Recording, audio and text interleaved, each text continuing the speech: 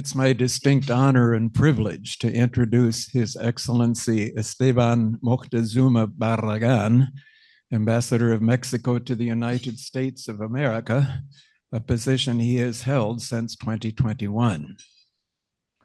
Before becoming ambassador, he held a number of high-level government positions, a few of which included Secretary of Public Education, Secretary of Social Development, Secretary of the Interior, and also Senator of the Republic. He was responsible for implementing policies to ensure the autonomy of Mexico's Supreme Court. He holds a bachelor's degree in economics from the National Autonomous University of Mexico and also studied in Cambridge, England, and Tokyo, Japan. In addition to his government roles, Ambassador Moctezuma has been actively involved in civil society, holding prominent positions in organizations concerned with a variety of areas, including public health, prevention of discrimination, business involvement in basic education, and children and youth orchestras. He has published several books and has served as a columnist for various Mexican newspapers. In addition to all that, His Excellency is also apparently a music lover. I first met him several months ago at the National Cathedral here in Washington, D.C., where he was the honorary patron of a ravishingly beautiful concert of music that had first been performed centuries ago in the huge cathedral in Mexico City. It bears keeping in mind that sophisticated Renaissance music for choirs and orchestras was being composed and performed in the 1500s in Mexico City and in other cities in Mexico, such as Puebla, Veracruz, and Oaxaca, before the British outposts in Jamestown and Plymouth Bay had even been imagined. Without further ado, please join me in giving Ambassador Moctezuma a warm Rotary welcome. Thank you very much for that kind introduction, David. President Lisa Cohen, distinguished Rotarians, it is a pleasure and a privilege to be able to address you today on the status and potential of the bilateral relationship between Mexico and the US. How should we think about what lies ahead in the decades to come? To answer this question, I want to quote Scottish philosopher William MacAskill, who coined the term long-termism. MacAskill reminds us that a central part of morality and humanism is about putting ourselves in others' shoes and treating their interests as if they were our own.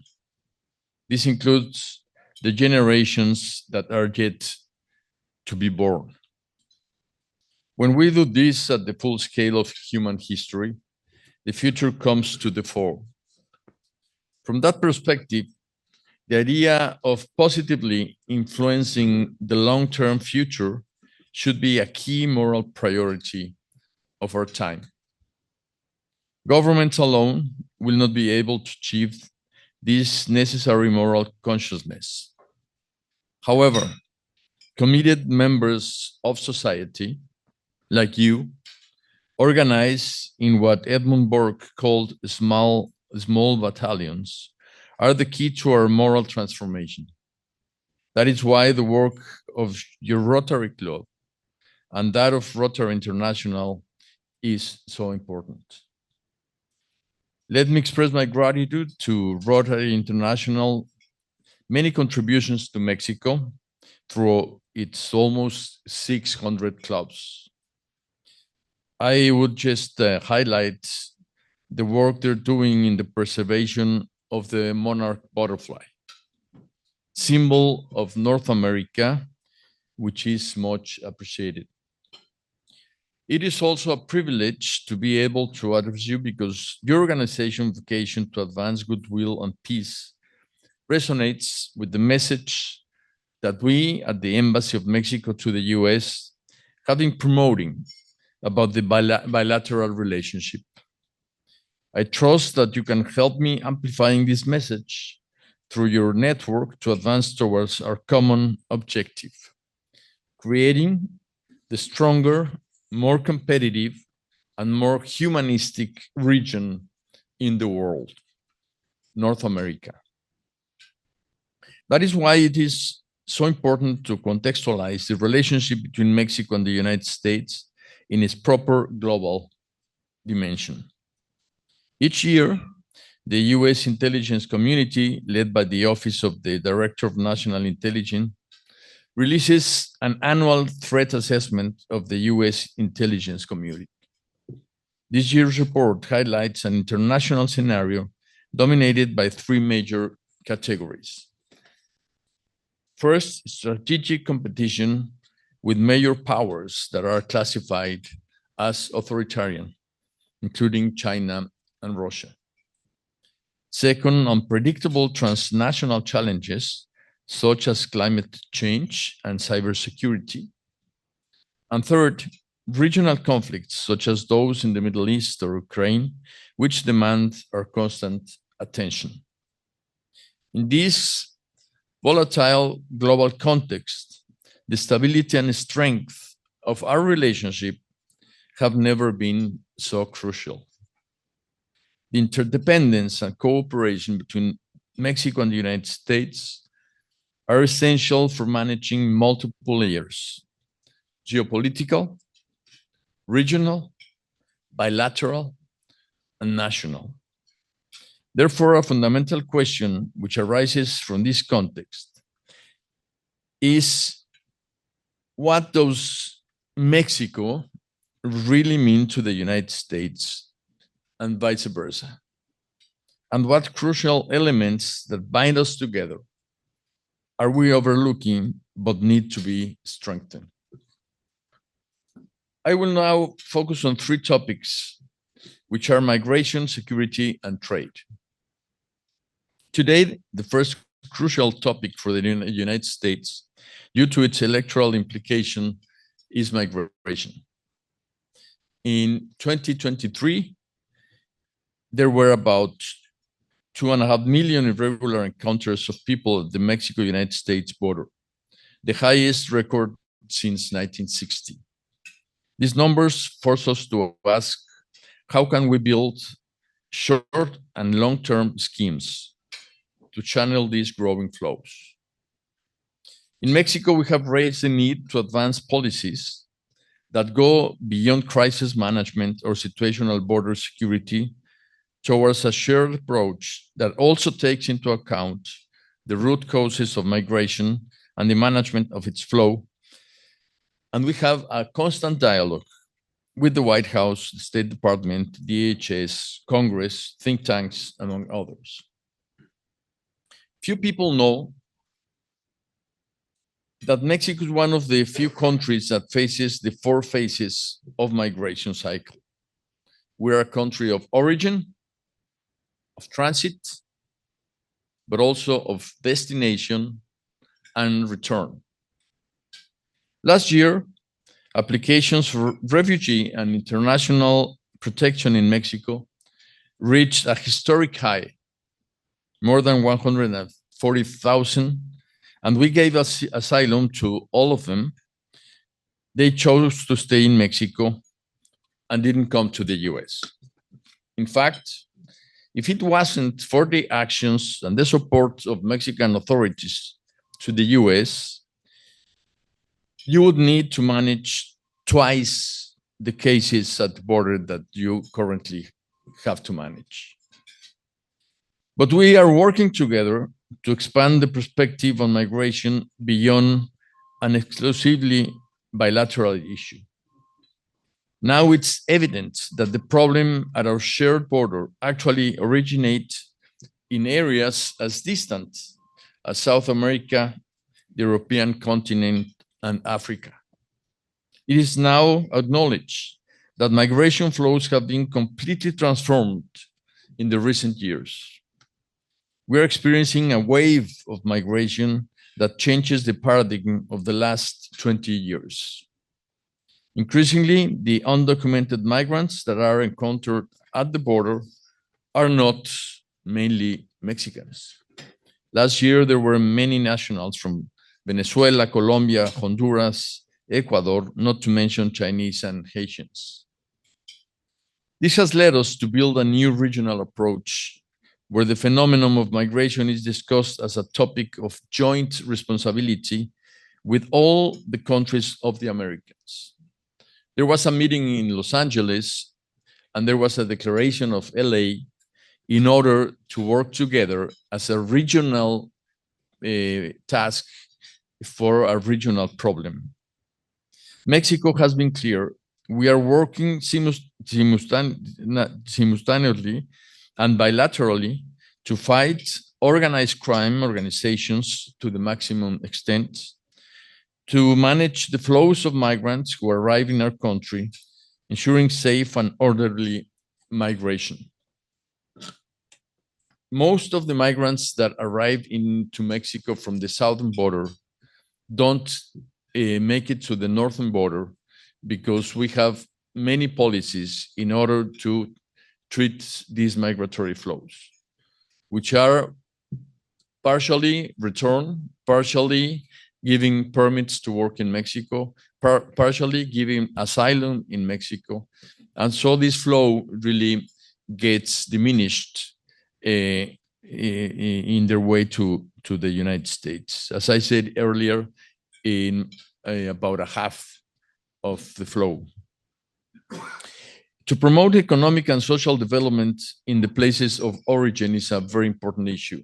And we're investing in Central America and other American countries in order to promote economic development in the places that are identified as the places where people go out and search for a job in the United States. This is a very focused and direct transfer program that now we're also working together with the US.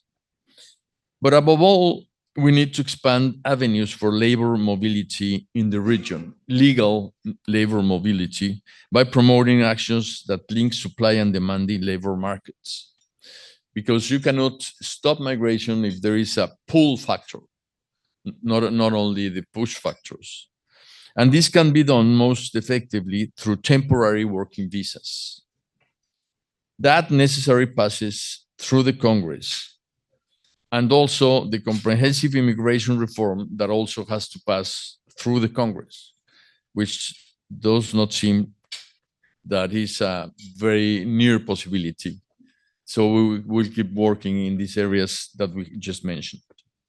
The second issue, which can no longer be considered regional but transnational, is also security. The problems of armed trafficking and the fentanyl crisis illustrate challenges that must be faced in a coordinated manner.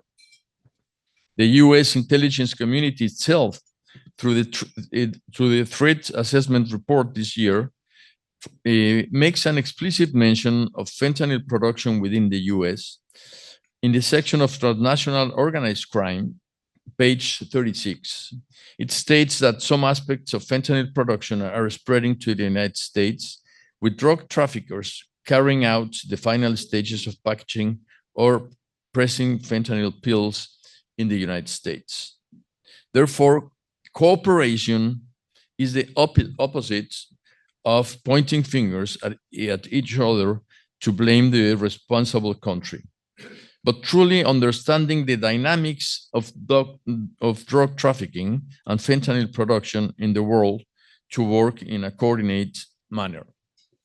This is not just another drug. This is a game changer and a very, very dangerous and lethal drug that has to be combated by all the countries together. We are part of the global coalition that Secretary Blinken organized. We are part of the North American dialogue together with Canada and the US. We have a bilateral scheme of working together with the US. I'm sure that you learned about a week ago that one of the most important drug dealers in Mexico was sent to the US. And this work is done together among our countries. Law enforcement remains a necessary component in this fight, but should be seen as a piece of the puzzle and not the sole solution. We need to act jointly with comprehensive approaches to, on the one hand, address the underlying causes that drive people towards fentanyl abuse. We also have to go to consumption, not just to supply. Such is the case of workers who perform considerable physical efforts and young people with emotional problems, and on the other hand, combat the criminal networks that promote and benefit from this illicit activity. They are two sides of the same coin. Another critical aspect of a comprehensive approach is addressing the flow of arms from the US to Mexico. This is an area in which this embassy and the government of Mexico have made significant progress in recent years with the bicentennial agreement. In this matter, we are finding more and more cooperation between our two countries. But the real solution, and you know very well about this because of the soul of the Rotary International, are values. Strengthening the moral fiber of our society through humanistic values is the best way to keep our young people away from addiction and criminality. The third issue is the potential of our commercial integration. COVID made it clear that long supply chains with distant destinations or that depend on economic competition countries are insecure and unstable. Instead, regional supply chains are the best way to build resilience and elevate the competitiveness of the US. Under the USMCA, Mexico has become the largest trading partner of the United States, with an exchange of goods and services reaching $2 million per minute, ensuring food security in the United States and boosting manufacturing and job creation on both sides of the border. Our natural resources provide energy at competitive prices that can make our industry more efficient, adding another competitive advantage. We are the country that buys more from the United States than France, Italy, Spain, the UK together. We buy more from the United States than Japan, South Korea, Singapore together. That is the size of the relationship we have. And the most important thing is that we are not just trading goods and services. We are producing together. We are partners in an economic interdependence. And this economic dynamism between our nations strengthens our productive structure. As each other's first trading partners, this constant flow of goods and services bolster our economies, making them more resilient in the face of global economic challenges. In the commercial competition of the US with Asian countries, Mexico plays a crucial role. Here is an illustrative example. Consider the transport equipment industry, which includes the aerospace, automotive, and railway sectors, vital for infrastructure, mobility, and national defense. In 2022, the contribution of the United States to global exports was 8%, while China's share was 10%, 2% higher. However, by adding the exports of the United States and Mexico, this figure rises to 14%.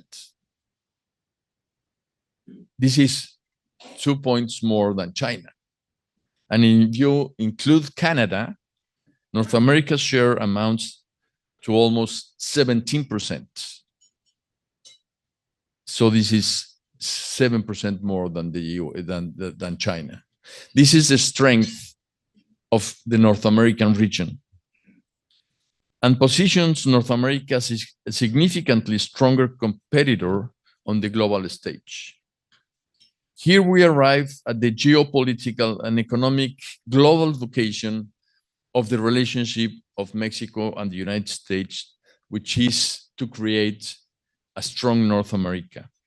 We are called to be an active part of the most competitive region in the world, both in terms of economic terms, but also because it is the most humanistic region in promoting universal values and respect for human rights in the world. Dear friends, in the global context of changes in geopolitical dynamics and the need for regional stability, the partnership between Mexico and the United States is essential for the strategic security and long-term economic prosperity of both nations and the world. Strengthening ties between the US and Mexico is not only beneficial for our people, but imperative to maintain the competitiveness, the resilience of North America, and world peace. In the face of global challenges such as climate change, with the water scarcity that affects us, and massive migration, Mexico and the United States must deepen their forms of cooperation that include the environment, sharing technology, coordinating policies on water and energy, and working together on sustainable development projects that benefit both countries and the region as a whole. This bilateral relationship is more than a series of treaties and agreements. It is a strategic collaboration that must constantly evolve to face the challenges of the present, but also to work together towards the future.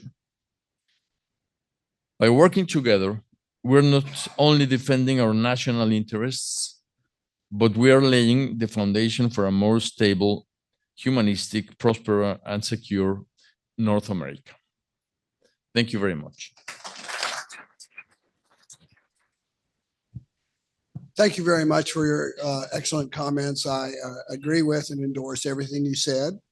I just recently wrote a book that dealt with investment, trade, gun trafficking, and human trafficking along the Texas-Mexico border. And all politics is local. How difficult is it for you to deal with the entities of the border states in the United States, some of which maybe consider themselves preeminent in what U.S. migration and relations with Mexico should be? And yes, I am talking about Governor Abbott in Texas. Thank you very much. Well, thank you for the question. We have a very strong relationship with the federal government. We always have continuous dialogue with the federal government of the US. And we believe that we have to respect the American law. So regarding, let's say, migration, of course, we're against everything that is happening in the border of Texas and Mexico. But they have been sued by the federal government. And so we are watching and waiting to see how that develops. And any measure that we take, we don't take it considering Texas as the United States, but the federal government as the real representative of the United States. And that is very clear for us, that we must act to respond to federal policies and not to local policies. What we do in Texas, of course, is to protect our migrants, not only Mexicans, any nationality, because there are human rights issues that we must always defend. Another issue is that most of the arms that come to Mexico from the US, they come from Texas. There are about 13,000 stores in the border between Texas and Mexico. In Mexico, you know how many gun stores we have? One. And it's away from the border. So that's another issue that we are trying to tackle, which is that illegal flow from of arms from Texas to Mexico, because you cannot fight the cartels if they are better armed than the police or sometimes the army. I wanted to congratulate and commend the Mexican people for fair and free elections that we just concluded. Oh, thank you. We just came back from Mexico. Thank you. Thank you very much. And we elected the first woman president in Mexico in history. Yeah.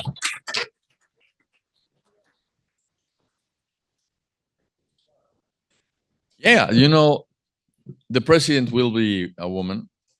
The president of the Supreme Court is a woman. The president of the Senate House is a woman. The president of the Central Bank is a woman. The president of the National Institute of Elections, the one that organized the election, is a woman.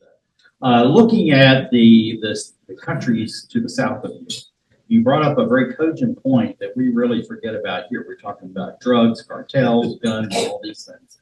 But how do we reach into Central America, even Panama, and that northern area, Colombia, Venezuela, and actually help to bring a true development there, not just trying to do drug interdiction and spray the fields and all that, but how do we really get in, work with the people, women's empowerment, teaching girls, children to be entrepreneurs? How do we get at that? Because that seems to be something, many things, but that seems to be something that's sorely lacking on our part here in the United States of collaborating with you in Mexico.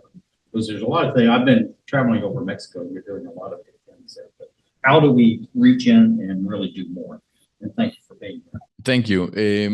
Well, a figure that is loved and respected in Mexico, even he traveled to Mexico in 1956, was John F. Kennedy.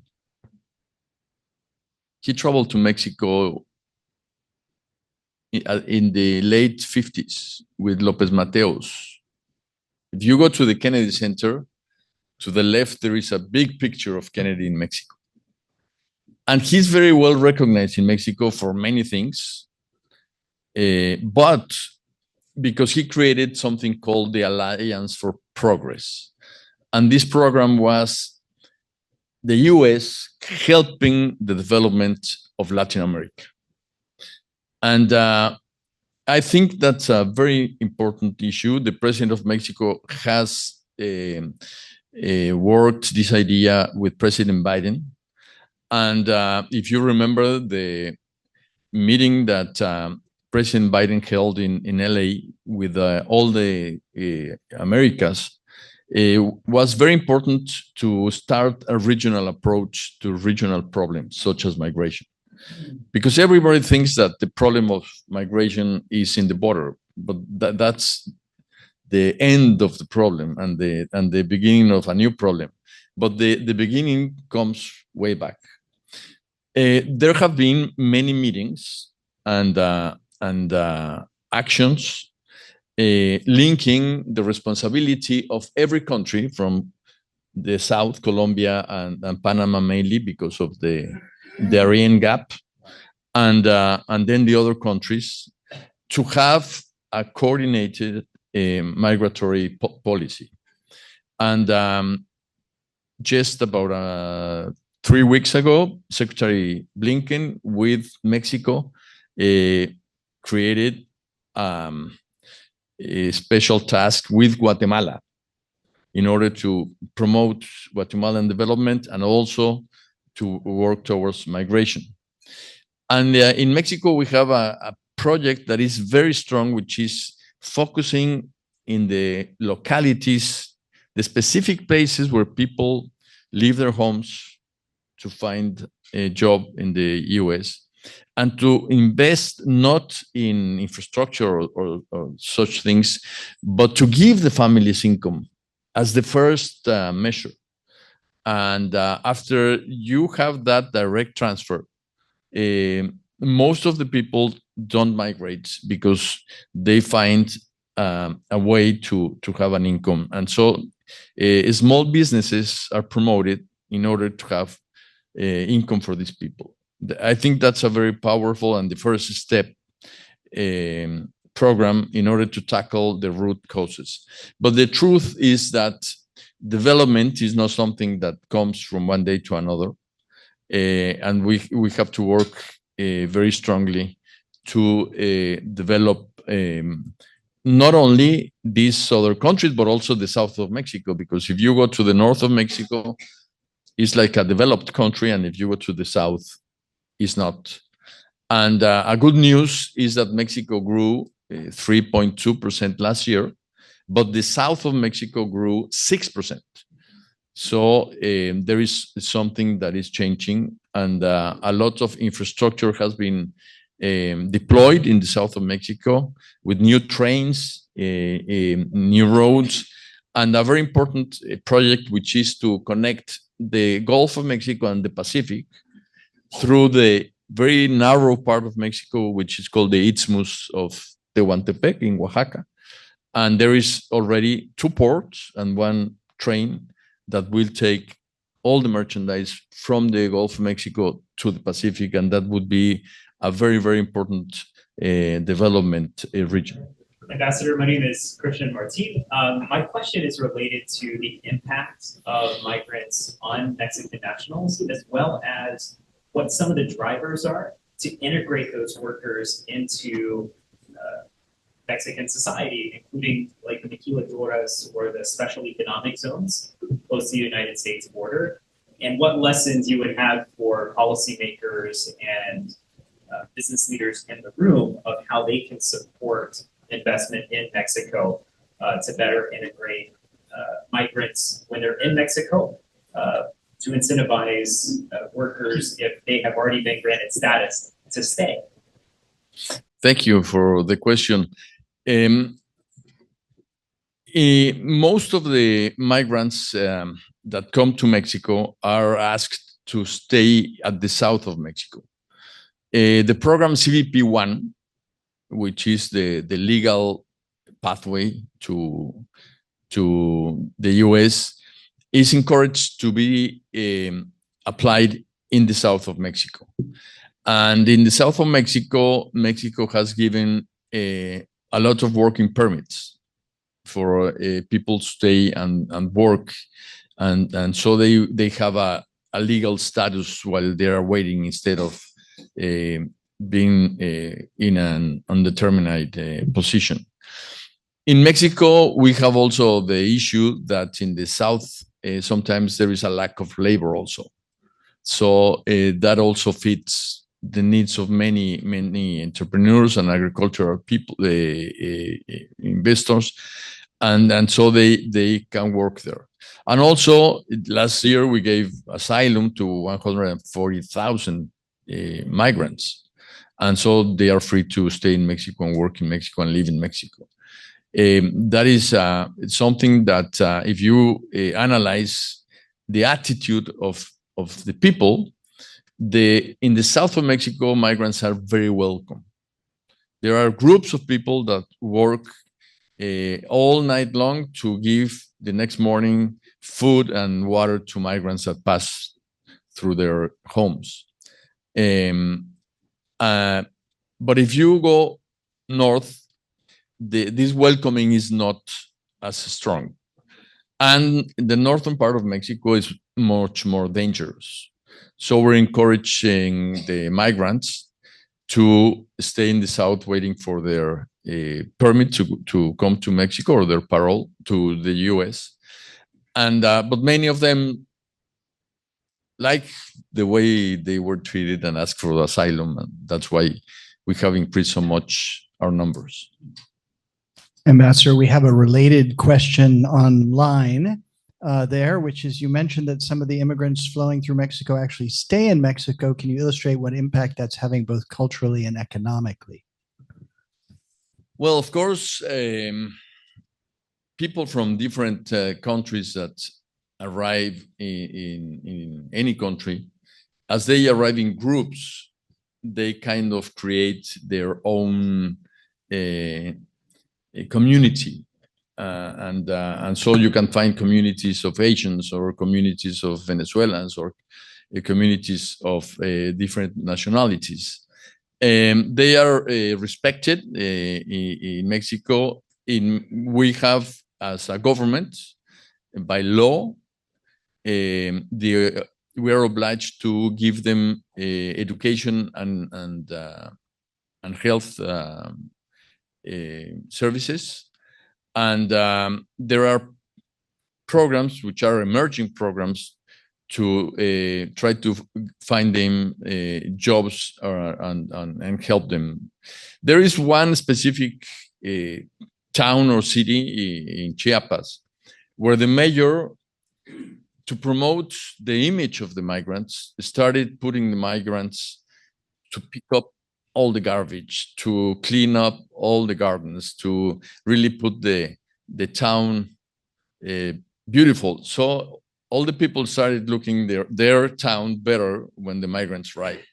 And that's a local policy that I think has to be learned by other mayors. All right. One more. One more. Thank you for being here. I have two questions. One is far less serious. I hope it's a quick one. What is your recommendation for a Mexican restaurant in this city is the first question. The second question is a little more serious. You've mentioned in passing in your remarks about water shortages that both of our countries are facing. And we've talked about economic and social impacts, how that impacts migration. But is there anything you can say about how our countries are working together to address climate concerns that are certainly driving more and more migration? Thank you. Well, the first question, I'm very sad because the best restaurant for me, which is Oaxacan food, maize 64, burnt about a month ago. Yeah. So there is, I cannot give you my recommendation, but I can give you my second best. It's called Pascual. Yeah, it's very good. And in the residence, you can also have a very good Mexican food. And about climate, well, that's a very important issue. Now we have a big pressure because we are under a huge drought, not only in the northwest of Mexico, in all of Mexico, Mexico City. And we have to deliver water to Texas. And California, that also has problems, has to deliver water to Baja California in Mexico. So right now, our efforts are focused on very short-term problems, which is the water that right now agricultural people need. But we are contributing with the effort that Ambassador Kerry is carrying about climate change and the goals that we have defined to reach in Mexico. It's very long to tell you which ones, but we are working together and we are very worried about that issue, of course. So, you wanted something to say? Real quick, a compliment. I just want to say to you, Mr. Ambassador, to your people of Mexico. I grew up in San Diego. I've known your people my entire life. I had the great privilege of knowing Cesar Chavez, a great leader in this country, employed his grandchildren and his son-in-law to this day. I want to thank you and your people for the contribution you made and continue to make in this country of ours, that it should never be forgotten. God bless you. And thank you. Thank you so much. Thank you.